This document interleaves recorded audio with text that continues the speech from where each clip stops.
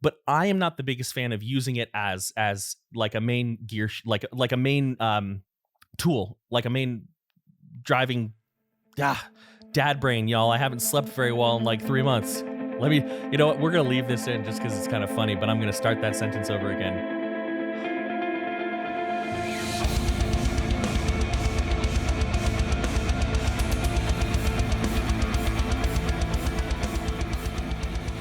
Happy whatever the hell you've been up to the past couple days, everyone. Mark with Cardovox Academy here, and today we are doing yet another patron pick. Every month, our patrons are able to nominate on a video and pick the one they want. They can vote on it, and they have picked Spite, the Root of All Evil, which is pretty cool because I heard the song when it first came out, I think 2 or 3 years ago, but I haven't really listened to it since. So it's not like a first-time reaction, technically. This isn't really the channel for that.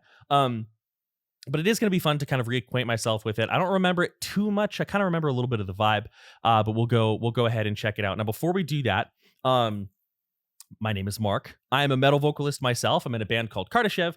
We are on Metal Blade Records. We released something earlier this year, which was very cool. And I'm also a metal vocal coach. You know, I teach a lot of vocals, predominantly and almost exclusively metal vocals, although I have some clean singing students as well. But my main goal is teaching people how to make all sorts of, you know, types of sounds safely and efficiently for years to come, so they can do whatever the heck they want with those crazy noises. So if you like the content, be sure to like, share, and subscribe. I do pause a lot. I do talk about the vocals. That's kind of my jam. If you really enjoy the content, check us out on Patreon. We do have a very active community, growing community as well. We have listening parties every Friday nights, lots of cool stuff. With that being said, I'm going to go ahead and jump right into it. This is going to be a little bit of a short and sweet video because between giving lessons and my son, who's 3 months old, giving me a time when he's not screaming, I've got about 30 minutes to do this video. So 30-minute video, then a lesson. So let's cut the bullshit and let's get to Spite, the Root of All Evil. Here we go.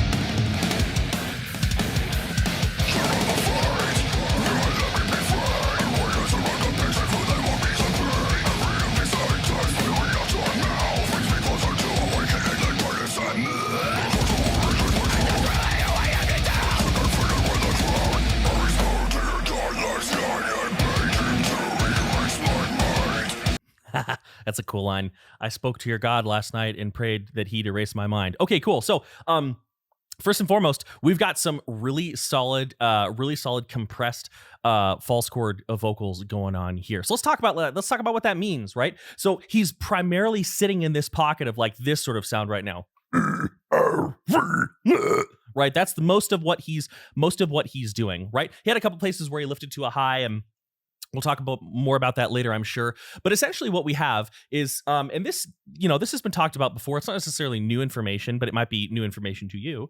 What we can do is we can take our normal false chord vocal, which is, you know, generally as a foundational sound activated with just air, yeah, right, and it's a very pretty standard growl. We can take that sound and we can add a little bit of intentional engagement in order to kind of slow down the airflow and sort of build a little bit of healthy pressure in the distortion area, in the distortion mechanism, right? Now, there are a couple ways to go about this. I have found that the most effective way for me, and one of the ways that I find the easiest to teach, is to kind of teach people how to make a sort of like a Kermit the Frog voice right here. Ha, ha.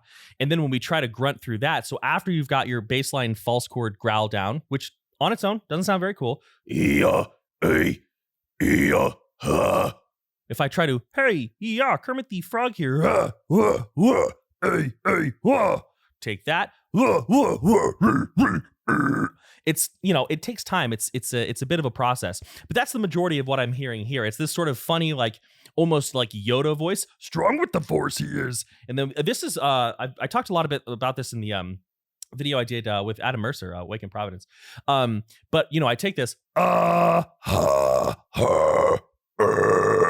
So that's kind of the basics of what's happening there. We have false chord, a little bit of activation in the supraglottal tissues. Those are the tissues above our vocal folds. Healthy engagement. We don't need to push on this sound very hard, despite how aggressive he's making it sound, which he's doing an excellent job with adding some character and life to his tone here. We don't have to push on this sound very hard, right? We'll talk about that more in a little bit. I think that outside of that though, which just covering like basic techniques, I think one thing that I'm really liking is I'm hearing him, he's not doing pig squeals, but he's letting his E vowels, he's letting that E sound have a little bit of like pig squealy character to it. So it's keeping it from being a little bit too monotone, a little bit more robotic. He's not constantly like, he's not there. If he has an E vowel, he kind of like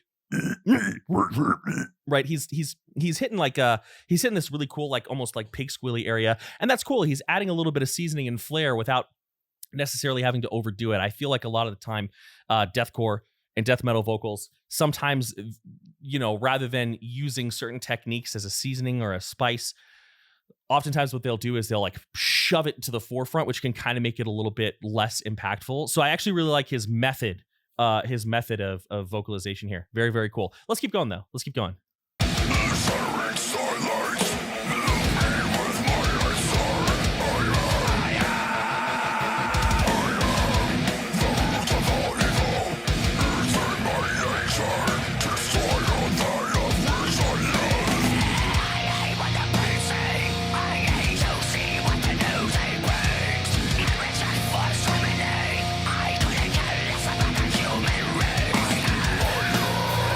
Let's talk about those highs a little bit. Those highs are really kind of fascinating.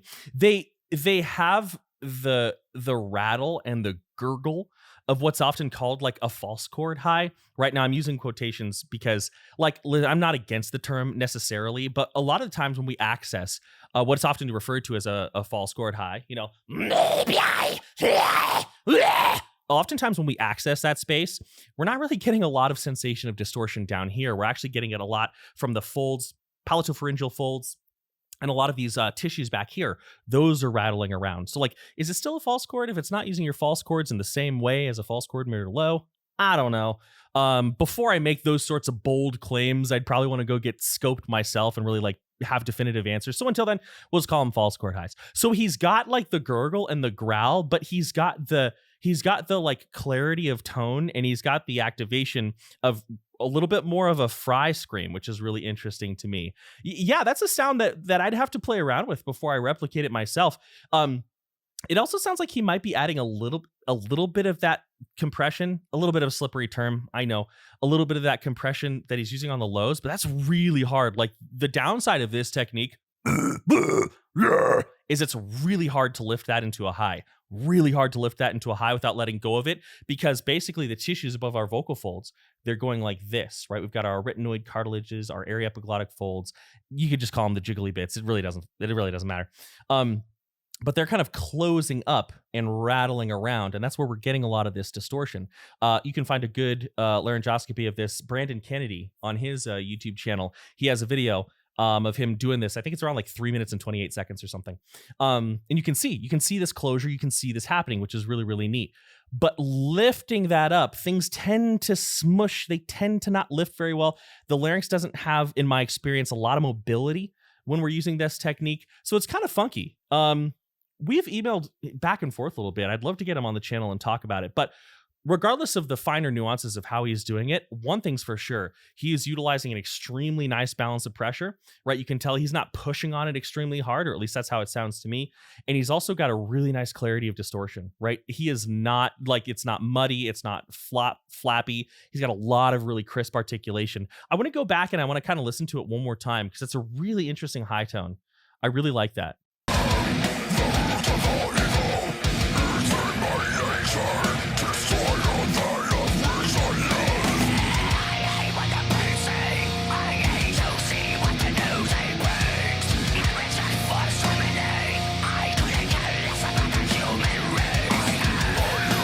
Yeah, that's definitely leaning hard on fry. That's leaning hard on a fry scream. Really cool. Really, I like that tone. Let's keep going though. Let's keep going.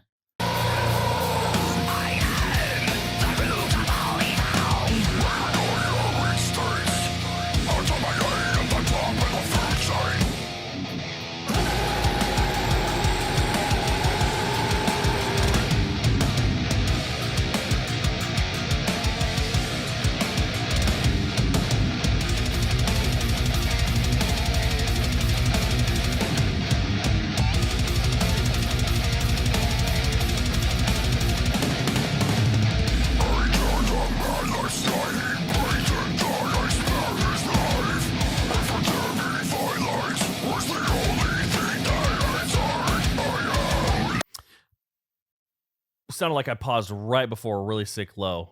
Ooh. All right, we'll go back and listen to it. That's exciting. Oh yeah, you can see with the little, so you can see where people watch the most, and it's right here. People go back to this section. You can tell from this little bump on the timeline here. So yeah, I paused at the wrong time, but you know what? We're here. So one thing I want to also talk about is that I really love how he's utilizing mouth shape to kind of dance around articulation. Let me tell you what I mean by that. Right? I would say that he's definitely in a more articulate space right now. Not necessarily that I can understand every word he's saying, which, like, listen, if you're gonna get upset that you can't understand every lyric in metal vocals, like, you're talking to the wrong guy. I'm not on your side of the argument with this one. I think it's really cool to be articulate and hear every word. I also think it's cool to sound like an absolute like avalanche of like sewage. I don't care personally between the two. They're all good. It's all good to me and what I like. But what I mean by him being like articulate in this sense is I can very clearly hear syllables and sounds, and you can make out a lot of the words. And a lot of what he's doing is he's like just temporarily dropping into a guttural space. So for example, if he was going to say something like, you know, the word you, right? The word you, he would pronounce it you,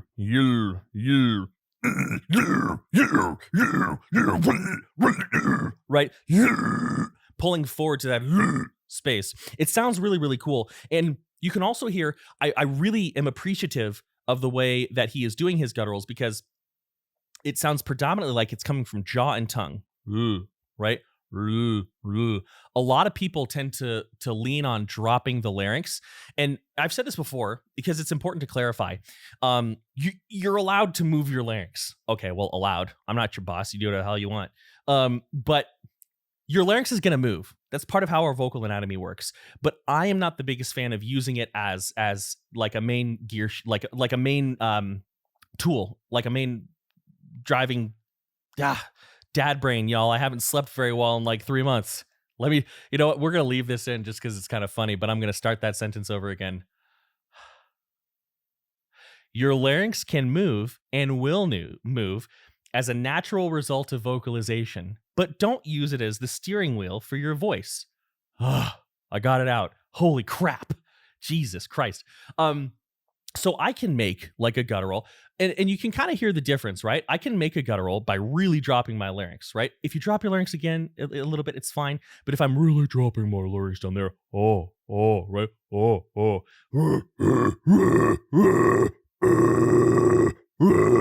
Right? In my opinion, it doesn't quite sound as good. And if I take that instead of thinking about dropping my low here, I think about letting my low fill up my mouth, right? I have a lot of, not only am I getting just as good, in my opinion, just as good low tone, I'm getting a ton of resonance and a lot of versatility. Because when our larynx is dropped, right, we're pulling a lot of the vocal anatomy downward, right? We've got a lot of different places where our tendons and where our tissues connect, right? One of the big anchor points is our hyoid bone, right? It's this like free floating bone that sits kind of at the space between your like the where your tongue and your neck meet. Oh, I gotta take a nap, y'all. There's an anchor point there that can get pulled on and can make it hard to use your tongue, hard to move your tongue around, right? If you drop your jaw, you'll notice it's just a little extra work to move that tongue around. Instead, if I'm here, which if I stop using my tongue and my jaw, you'll hear it's just my normal speaking voice, right? Hey, everybody, what's going on? Hey, right? You have a lot more mobility and you have a lot of articulation. And that's allowing him to do these sort of lifts, guttural, pig squeal, guttural, pig squeal. Because if you can move your tongue, you can move between those places. So that took me way too long to say because I'm a sleepy guy. But those are my thoughts. Very, very cool. So I'm appreciative of the way he's creating his lows. Now let's go ahead and let's move back a little bit because clearly this is a moment. Let's put it. Let's do. What are we at? 2 minutes. Let's do 150. So we have a 10-second lead in.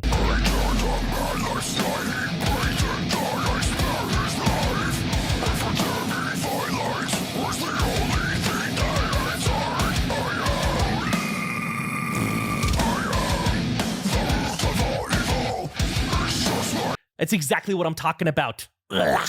That's exactly what I'm talking about, everybody. Shut up. That right there. That right. So when I do that, I'm taking my tongue, I'm rolling it up in the back of my mouth like a sleeping bag. And my tongue is relaxed. I mean, you have to engage it a little bit to roll it back, but I'm relaxed here. And I can feel the tip of my tongue almost touching my soft palate. And then I slowly slide my tongue forward. So I'm like saying roo, but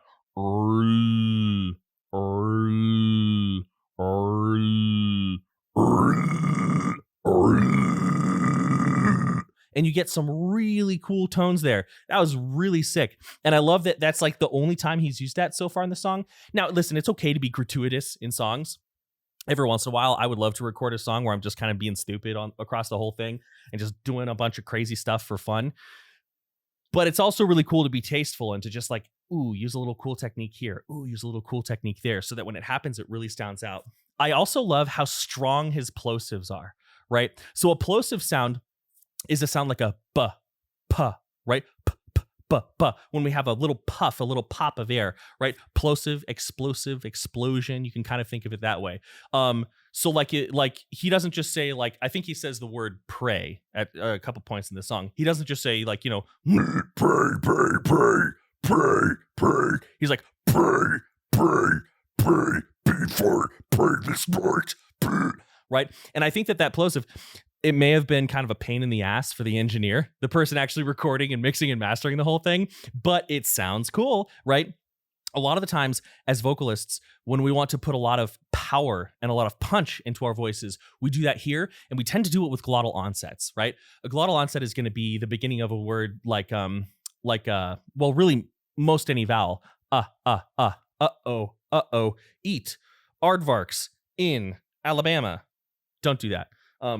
I don't know, eat an aardvark. I don't care what you do. But that while it's not inherently bad, what's happening is the vocal anatomy is closing over the airway, airflow is building up, and then that vocal anatomy is popping open, right? So just imagine you put your vocal cords together, and then instead of just a gentle opening like we have at the beginning of avocado, you go bam, you Cosmo Kramer that sucker, and you're like kicking the door of your vocal anatomy down. You're going to get tired, and over time, you could get some vocal damage, right? So he's using glottal onsets, but a lot of his power is coming from his plosive sounds, which is a naturally powerful place to be. So, I don't know, I've never spoken with him like super directly about vocals, right? Like I said, a couple of years ago, I believe we emailed back and forth, but if I sleep more than 2 times, I don't really remember anything. But, he's clearly thought a lot about his voice. He has experience. This isn't somebody who like got to where they are vocally by, once or twice a week, just popping out vocals for 2 or 3 minutes. This is the result of a lot of dedication. Now, I want to be clear here. I have been at points in my life where I'm too busy to practice frequently because life is crazy. That's kind of where I'm at right now, to be honest. Babies and such. So if you're in a place where that's all you can do, you can only practice a couple times a week for 5 minutes, that's better than nothing. Don't be ashamed of it. Just do that. Do what you can do. To get here, it's going to eventually have to be more, but that's okay. Life happens in different seasons. So I want to hear that guttural one more time because it's just so sick, and then we'll keep going. Also, I love the cinematography. I don't know much about cinematography, but I know that I like this when I see it. Here we go.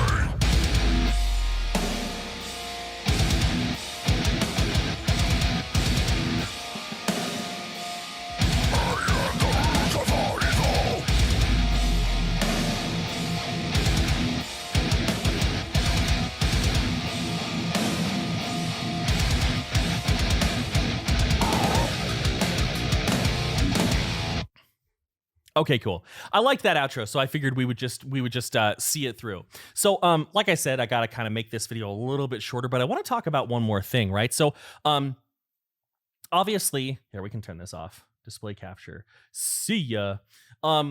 Obviously, you know, we talk a lot about technique here on the channel. That's like one of the main that is the main thing. That's the main thing we do here is we talk a lot about technique, regardless of what vocal style we're doing. But there's one element, like I can put like all of like the, ooh, that's cool album artwork. We'll save that for later. I can talk a lot about, you know, okay, here's how we hold a false chord. Okay, here's how we hold a fry. Here's what our breath support should be doing. There's a certain element of vocals, though, that is a lot more organic, and it's like the tone or the emotion, the character that we put on the voice, right? For example, let's say I'm doing some high vocals, right? And let's say, what's a good word? I am the root of all evil. Why not, right? I could do some high vocals. Me, I am the root of all evil.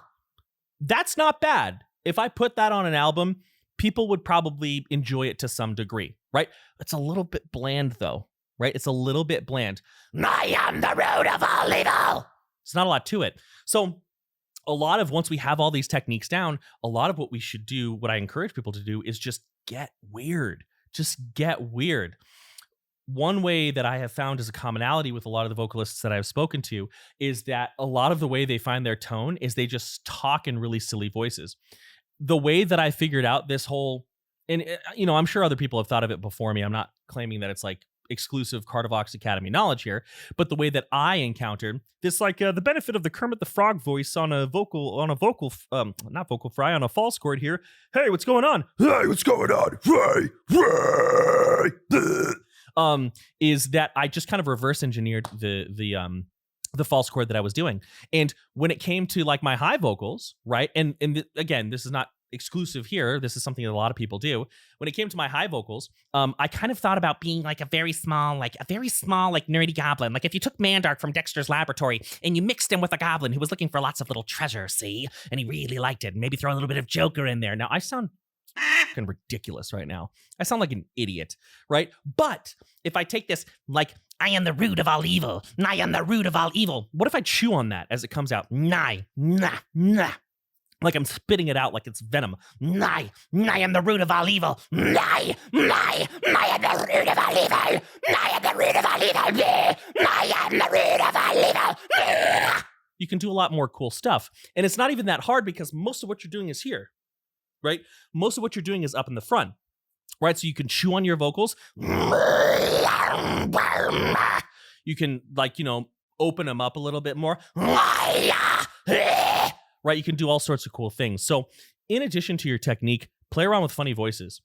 A really good example is you can also do impressions, right? So one thing you can do, this is kind of a funny one. If you've learned like the really kind of base level foundational, somebody recently called it breath distortion. I can't remember who that was. If you're watching this and you put up a video and called it breath distortion, let me know who you are in the comments so I can give you credit where credit's due. I just don't remember. But you know, you've got your basic like just basic false chord sound, right? Let's say I am the root of all evil, you know, in a normal voice. I am the root of all evil. Nah. If you want to take that and have like an easy like first tone to play with, kind of do it like Sylvester Stallone. Hey, everybody, I am the root of all evil. All right, Adrian. Now, listen, my Sylvester Stallone impression isn't good, but it doesn't have to be, right? Hey, I am the root of all evil. Hey, I am the root of all evil.